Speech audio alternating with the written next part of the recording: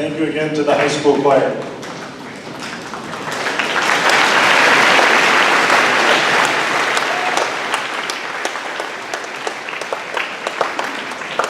As they return to their seats, it's my honor and it's my privilege to be able to welcome our keynote speaker for the morning. And that person is Mr. Joe Kaproth. A little bit about him. Joe Kaproth is a graduate of Foley High School. He didn't share with me when that was. He served in the United States Army in 1966, 1967, and 1968. Joe spent 13 months on the demilitarized zone in South Korea and returned to Foley after he was married. Currently, Mr. Kaproth is the commander of the Foley American Legion Post 298. Please join me in welcoming Joe Kaproth.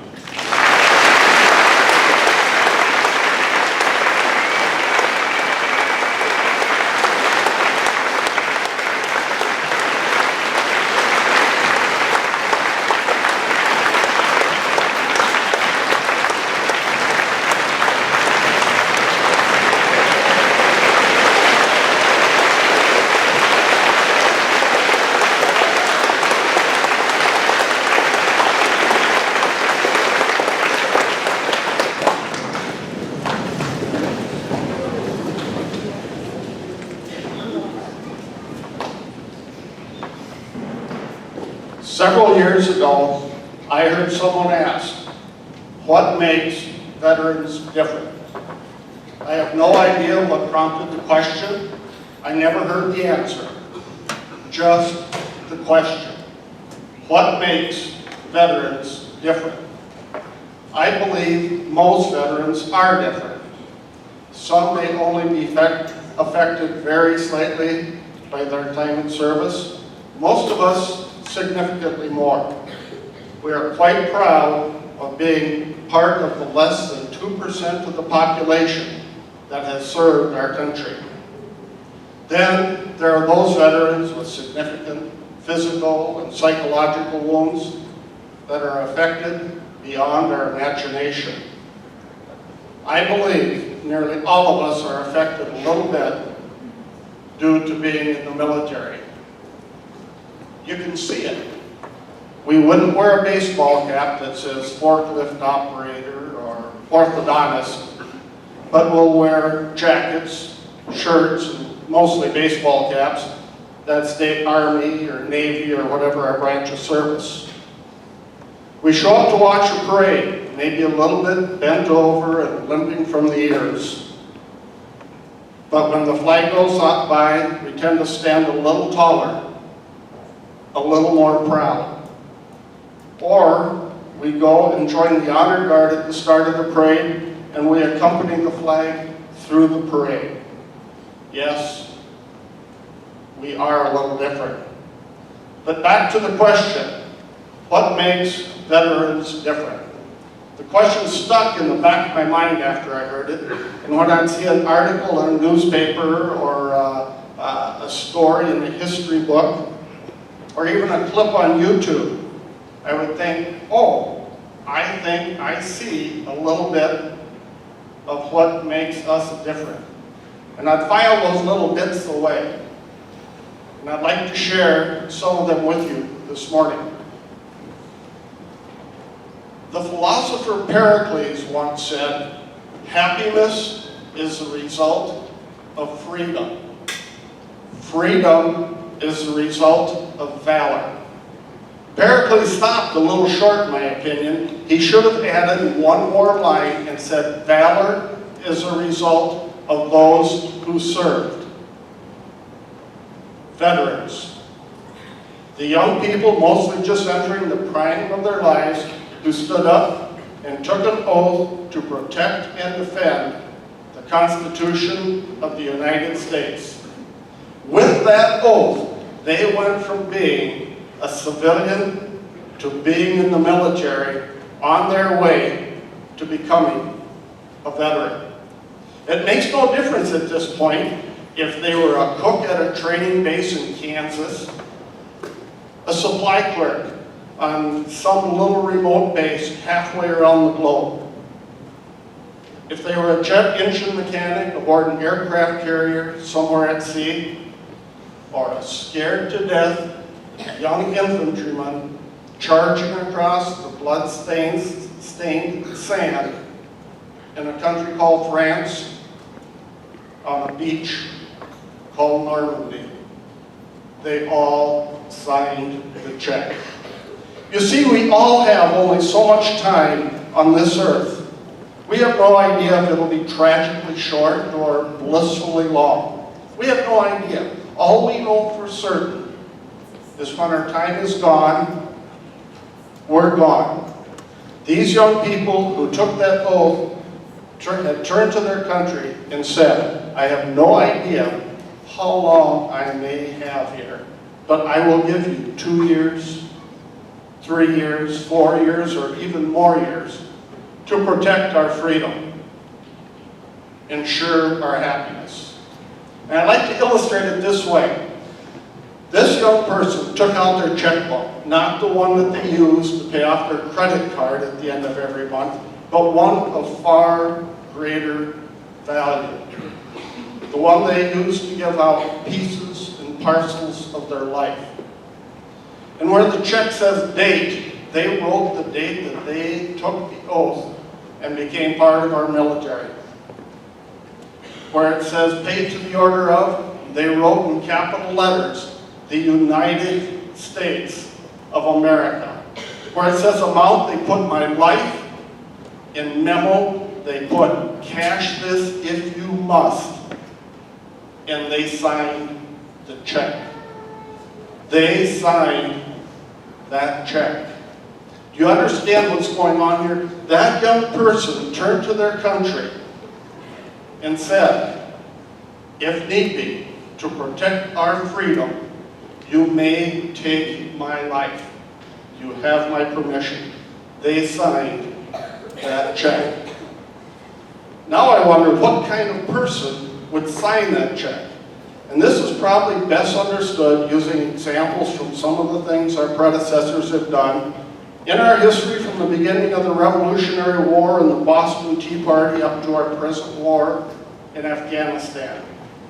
There are thousands of examples and probably thousands of examples. Let's look at a few. Let's go back to World War I. Let's go to France. Let's go to Belleau Wood. The German guns are cutting down everything they see move. The American soldiers are running in. The French army is running back, shouting, go back, they'll kill you all. The Americans say, go back, heck, we just got here. It took a lot of hard, fierce fighting, but America and her allies prevailed in World War I. It came at a cost. World War I, over 116,000 American lives lost. Checks cashed. As an aside, as Mark said, the armistice ending World War I, the 11th hour of the 11th day of the 11th month was known as Armistice Day, now Veterans Day. That's what we're here for today. But let's jump forward a little bit. Let's jump up to World War II. Basically, we fought 2 wars at the same time. One in Europe, and there's countless stories that I could share out of Europe. One in the Pacific, there's countless stories out of the Pacific. Let's go to the Pacific. Let's go to a small, nearly worthless little island. Let's go to Iwo Jima. The island itself was not worth much except the Americans planning the inevitable invasion of Japan. Thought they may need this for an air base. The Japanese knew the Americans would come, and they knew they could not stop these Americans. The Japanese sent their very best defensive general and nearly 22,000 soldiers to organize the defense.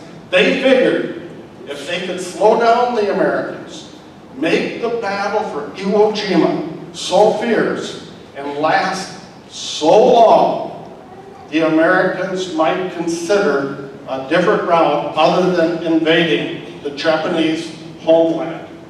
They dug Iwo Jima full of tunnels. They could pop up, fire, and disappear before the Americans could figure out where the shooting had come from. An incredible defense. The Japanese had every intention of stopping the Americans as long as possible. We raised our flag on Mount Suribuchi in 5 days. It took 5 weeks to declare the island secure, 5 weeks of horrific fighting, but the Americans had the island. As we know, the United States dropped atomic bombs on Hiroshima and Nagasaki, ending World War II. The United States and her allies had prevailed. It came at a cost. Over 405,000 American servicemen died in World War II. Over 6,800 Americans died on Iwo Jima. Checks cashed. Let's do another short one. Let's go to South Korea. I'm familiar with South Korea. I spent 13 months on the demilitarized zone between North and South Korea. Brutally hot and humid in the summer, unbearably damp, bone-chilling cold in the winter. All hills and mountains. A terrible place to fight a war. On one of these mountainsides sat an American unit. They were completely surrounded by North Korean and Chinese fighters. 20 to 1. 20 of the enemy for every one of the Americans. The American officer in charge said, "We have them right where we want them. We can shoot in any direction and hit the enemy." Nearly 34,000 young Americans' lives were lost in South Korea.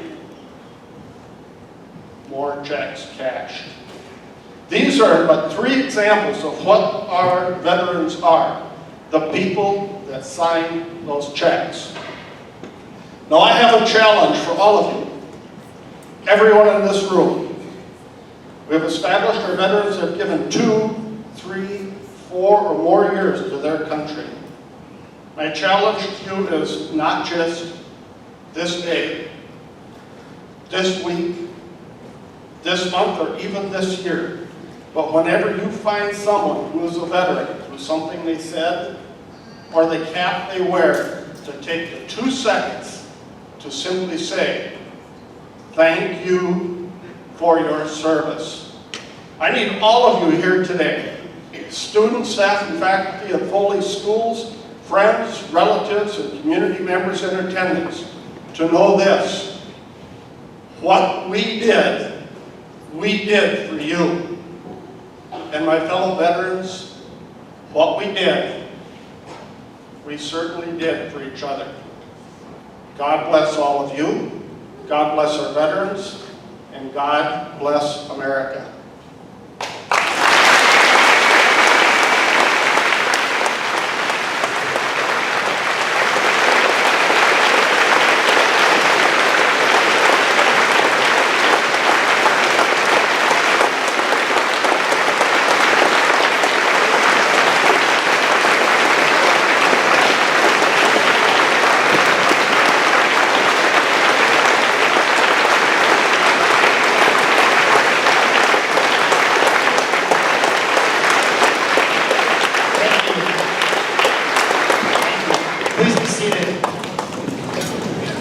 Joe, it's going to take a little while for the hair on my head to settle down. Pretty excited after that. That talk that you just gave is very inspiring. I hope you all took heed to that.